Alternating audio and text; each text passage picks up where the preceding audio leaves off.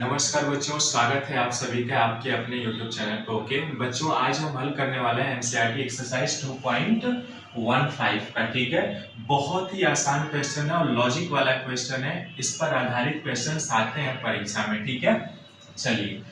विलायक के सामान्य क्वथनांक नॉर्मल टेम्परेचर बॉइलिंग पॉइंट पर विलायक यानी सॉल्वेंट की बात किया जा रहा है पर एक अवाष्पशील विलेय यानी नॉन वोलेटाइल कोई सॉल्यूट है का 2% जलीय विलयन यानी वाटर के साथ मिलाया गया का 1.004 बार वाष्प दाब है, तो विलेय का मोलर द्रव्यमान क्या होगा, यानी अवाष्पशील विलेय जो है उसका मोलर मास निकालना है। ठीक है, क्या है आइए समझते हैं। देखिए, मान लिया हमने कोई सॉल्यूशन तैयार किया। ठीक है, ये एक विलयन तैयार किया हमने, इसमें क्या क्या मिला है, नॉन वोलेटाइल यानी NVS नॉन वोलेटाइल सॉल्यूट मिला दिया और प्लस H2O मिला दिया। ठीक है, तो इसका एक सॉल्यूशन तैयार हो गया बच्चों। क्या हो गया, सॉल्यूशन यानी विलयन बन गया। अब चूंकि कह रहा है कि विलायक के सामान्य क्वथनांक पर एक अवाष्पशील विलेय का 2% जलीय विलयन है, यानी एक्वा सॉल्यूशन है कितना, 2% अवाष्पशील विलेय का। चूंकि अब यहाँ पे हमें 2% दिया गया है, तो इसका मतलब कि आउट ऑफ 100% में 2% आपका अवाष्पशील विलेय है, बाकी 98% क्या है, एक्वा सॉल्यूशन यानी H2O है। क्लियर हो गया, सिंपल सा लॉजिक है कि यदि ये 100% है, क्योंकि परसेंटेज शुरू में ही बोला है, तो इसको हम 100% माने और ये हमारा नॉन वोलेटाइल सॉल्यूट यानी अवाष्पशील विलेय कितना दिया है, 2%, तो H2O कितना होगा बच्चों, 98% होगा ना। सिंपल लॉजिक है, आप निकाल सकते हैं। ठीक है, यानी इसको हम ग्राम में कन्वर्ट करके देखें बच्चों, यानी विलयन का कुल द्रव्यमान हमने मान लिया 100 ग्राम्स है, इसको मान लिया हमने 100 ग्राम्स है, तो आपको 2 ग्राम तो ये दिया गया है नॉन वोलेटाइल है ना, तो ये वाटर कितना होगा, 98 ग्राम हो जाएगा ना। सिंपल लॉजिक से आप निकाल सकते हैं। ठीक है, यानी चूंकि हमें नॉन वोलेटाइल सॉल्यूट का मास है ना कितना दे दिया, 2 ग्राम, और H2O का मास कितना है, 98 ग्राम दे दिया हमें। H2O का मोलर मास कितना होगा बच्चों, H2O का मोलर मास हम निकाल लेते हैं। मोलर मास कितना होगा, आपके पास 2 हाइड्रोजन है यानी 2 गुणे 1 प्लस ऑक्सीजन का 16 यानी 18 ग्राम मोल इनवर्स 1 ग्राम पर मोल हो जाएगा। ठीक है ना, यहां तक चीजें समझ में आ रही हैं, हमने हल कर लिया प्रश्न से। अब देखिए क्या कह रहा है, अब क्या कह रहा है कि विलयन का वाष्प दाब कितना है, 1.004 है ना, दिया हुआ है। विलायक का सामान्य यानी हम जानते हैं राउल्ट के नियम से क्या होता है, जो आंशिक प्रेशर, ये राउल्ट के नियम पर ही आधारित है, तो राउल्ट के नियम से बाई राउल्ट्स लॉ हम जानते हैं कि P नॉट माइनस PS, यानी ये P नॉट क्या है, शुद्ध अवयव का वाष्प आंशिक दाब है और ये सॉल्यूट का आंशिक दाब है, बटे P not is equal to XB होता है। XB क्या है, मोल अंश है ना, यानी इसमें यदि A व B है तो क्या होगा, यहाँ पे हमारे पास B क्या है, सॉल्यूट है, और सॉल्यूट क्या है हमारा, अवाष्पशील पदार्थ है, नॉन वोलेटाइल सॉल्यूट है, और A क्या हो जाएगा, A हमारे पास सॉल्वेंट हो जाएगा जो कि H2O है ना, ये हो जाएगा। यहां से हम इनके राउल्ट नियम से जानते हैं। और PS क्या है, सॉल्यूट का प्रेशर है, यानी आंशिक प्रेशर है आपका दिया हुआ है, वाष्प दाब कितना है, 1.004, यानी चूंकि हमारे पास PS दिया हुआ है कितना, 1.004 बार दिया हुआ है, ये वाष्प दाब का मात्रक है। ठीक है बच्चों, बार में। अब देखिए यहाँ पे पी नॉट क्या है, शुद्ध अवस्था में उसका दाब है ना। तो पी नॉट तो हमें दिया नहीं है, कैसे पता करेंगे, आइए देखिए। अब इसका मतलब ये नहीं कि पी नॉट नहीं दिया है तो इस फार्मूले पे नहीं लगेगा, लगेगा। देखिए शुरू में कह रहा है विलायक के सामान्य क्वथनांक पर, माने नॉर्मल बॉइलिंग पॉइंट टेम्परेचर पर क्या होता है, 1 atm होता है ना। सामान्य जो वायुमंडलीय दाब होता है कितना होता है, 1 atm होता है।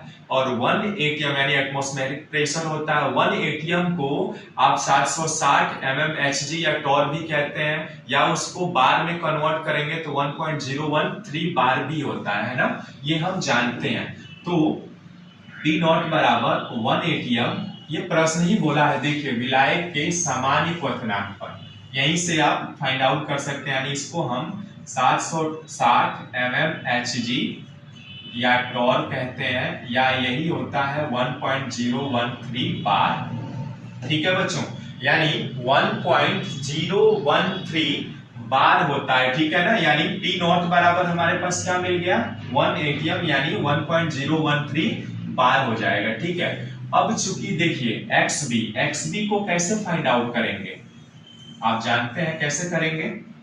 देखिए चूंकि हम जानते हैं कि मोल अंश बराबर क्या होता है, XB को कैसे फाइंड आउट करेंगे, XB को आप फाइंड आउट कैसे करते हैं, देखिए क्या होता है, यानी सॉल्यूट का मोल अंश बटे टोटल विलयन का मोल अंश, यानी NB प्लस Na।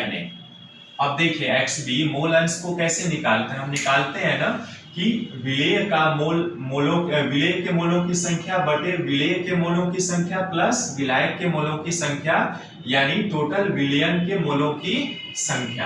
अब यहाँ पे बच्चों हम देखते हैं कि देखिए ये आपका जो यहाँ पे NBS है, नॉन वॉल्यूट सॉल्यूशन का कितना है, 2 ग्राम है ना, और ये 98 ग्राम है। यानी यहां से इसका मतलब ये होता है कि जो NB है, NB यानी जो विलयन तैयार हुआ है उसमें नॉन वॉलेटाइल सॉल्यूट की जो मात्रा है वो एकदम कम है इसकी तुलना में। ये 98 है और वो 2, इन दोनों की तुलना करेंगे तो 2 एकदम कम है ना, यानी 98 बहुत अधिक है उस अवाष्पशील विलेय की तुलना में, ठीक है।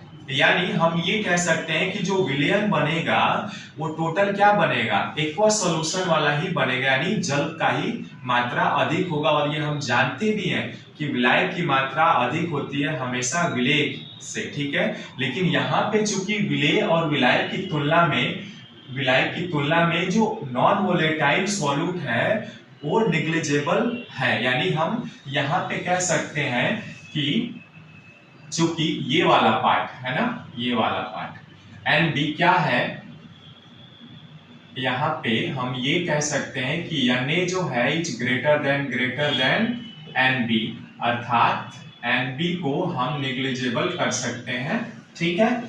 इसलिए अब क्या करेंगे, देखिए ये फार्मूला हम जानते हैं, P not minus PS upon P not is equal to XB, है ना। और XB को आप लिख सकते हैं, यहाँ पे जब NB बराबर 0 रख लेंगे तो ये क्या हो जाएगा, NB बटे Na हो जाएगा बच्चों। यानी इसको हम लिख सकते हैं P नॉट माइनस PS बटे P not is equal to NB क्या है, विलेय के मोलों की संख्या। यानी मोलों की संख्या कैसे निकालते हैं, मोलों की संख्या आप निकालते हैं ना भार बटे अणुभार से, है ना, निकालते हैं ये आप। तो यहीं पे n बराबर हम W/m रख देते हैं, यानी B क्या है, B का मतलब क्या होगा, WB सॉल्यूट का भार बटे सॉल्यूट का क्या होगा, मोलर मास बटे, यानी की जगह भी वैसे ही रख सकते हैं WA/ma, ठीक है। या इसको आगे हल करेंगे तो P नॉट माइनस PS बटे P not is equal to, ये ऊपर चला जाएगा, यानी WB गुणे MA बटे WA गुणे MB। अब देखिए यहाँ पे क्या क्या चीजें हमें दी गई।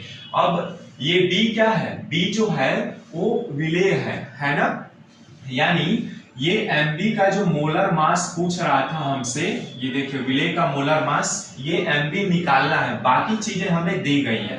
क्या दी गई है, देखिए P नॉट क्या है, जो आपका शुद्ध अवस्था में वाष्प दाब है कितना है 1.013 बार माइनस पीएस का भी मान दिया हुआ है। देखिए यहाँ पे हमने लिखा है अभी पीएस का मान हमारे पास दिया हुआ है, कितना दिया हुआ है ये रहा 1.004 दिया हुआ है। ठीक है बच्चों, बार में बटे पी नॉट का मान 1.013 बार होगा। ठीक है, बराबर WB क्या है आपका WB जो है वो विलेय है, तो WB की मात्रा कितना दिया गया है, देखिए ये 2 ग्राम WB है, ये WB है आपका। ठीक है, यानी WB 2 लिख दिया हमने। यमे क्या है आपका विलायक का मोलर मास है, तो विलायक का मोलर मास अभी हमने निकाला, ये है आपका यानी यमे H2O का ये 18 आ गया। ठीक है, बटे WA का मान क्या है, यानी सॉल्वेंट है H2O, तो H2O कितना ग्राम है आपका, ये है WA, तो WA बराबर H2O की मात्रा कितनी है 98 ग्राम है ना, और गुणे आपका MB तो निकालना है बच्चों। ठीक है, यहाँ तक क्लियर है ना, बहुत आसान है, बस थोड़ा सा ये देखिए ये कट जाएगा 49 बार में। ठीक है, और यहाँ माइनस करेंगे तो ये कितना आएगा 13 में से 4 जाएगा 9, यानी 0.009 बटे 1.013 बराबर ये घटा दिया हमने। ठीक है ना, यहाँ पे क्या होगा 18 बटे 49 गुणे MB है ना।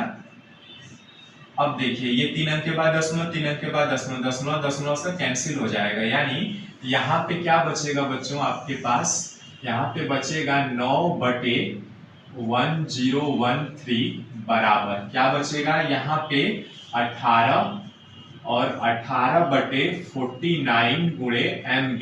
ठीक है, यानी ये आएगा बच्चों, देखिए ये 9 एकम 9, 9 दूना 18, और आसान हो गया आपका 1 बटे 1013। ठीक है, बराबर 2 बटे 49 गुणे MB।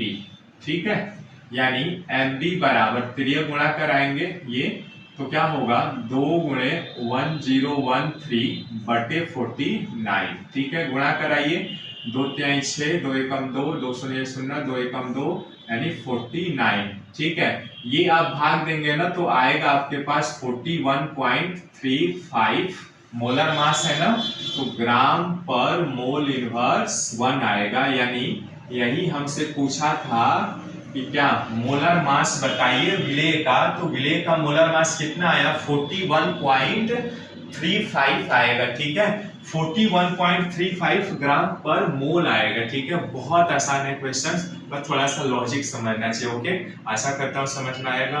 मिलते हैं फिर नेक्स्ट वीडियो में, नमस्कार।